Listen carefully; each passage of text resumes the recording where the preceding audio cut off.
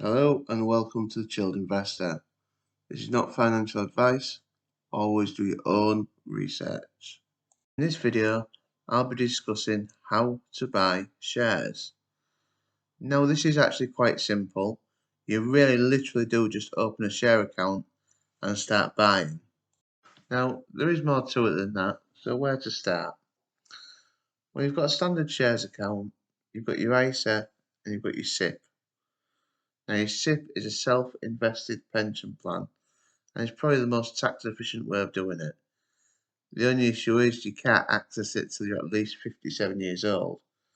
And you've got your ISA, which is mostly the best way for me because it allows you to invest up to £20,000 a year. And to be fair, most people, well, for me anyway, aren't going to be able to invest more than £20,000. And you're never going to have to pay tax on that. Then you've got your standard share account. Now, a standard share account, much like a current account, you're only allowed to earn a maximum of £2,000 a year before it's eligible for tax. Now, this is if you haven't already got an account earning money. Because if you've already got a cash ISA and you're earning, say, £500, that £500 counts towards that 2,000. So realistically, I wouldn't recommend the standard shares account. I would always either go for an ISA or a SIP. So, how to actually open an account? Well, the first thing I would do is speak to the bank which you currently bank with or look on their website and see if they do a shares account. Now, for me, I did look around, and at the time when I looked, I spoke with NatWest and they wasn't taking anyone new on for their share accounts. And I spoke to Skipton Building Society, and they said they did do that. It would be one where they invest your money in what they see fit, which wasn't really good enough for me. And I also asked at Halifax, which is one I do currently bank with, and they had one on offer. So I went on the website and I signed up with those. Now, this account has a yearly fee plus a trading fee. So every time I traded, I was charged £12.50. That has since gone down to £9.50. But what this meant is that I would invest at least £500 per trade. So when you're dealing with £500, for me, that's quite a lot of money. And it meant that I'd look at each company I invested in very, very carefully to make sure that it was a good investment rather than just taking a quick chance on a gut feeling. So opening an ISA is pretty easy.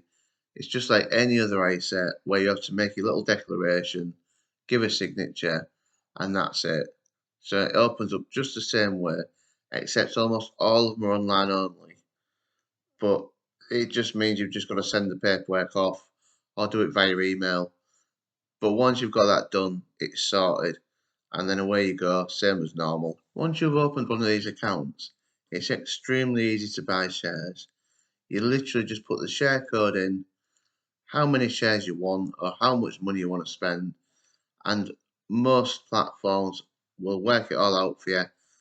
If you're happy with the deal they're offering, you just click buy and it's done. Simple as that. The more difficult bit is knowing what to buy. When we come to buy shares, you'll find they use something called a ticker code. Now, this is a 3 or 4 digit reference to a company. For example, Persimmon Homes would be PSN, or Legal and General would be LGen. Now, to find out about all these codes and the different companies, there's quite a few free websites where you can take advantage of.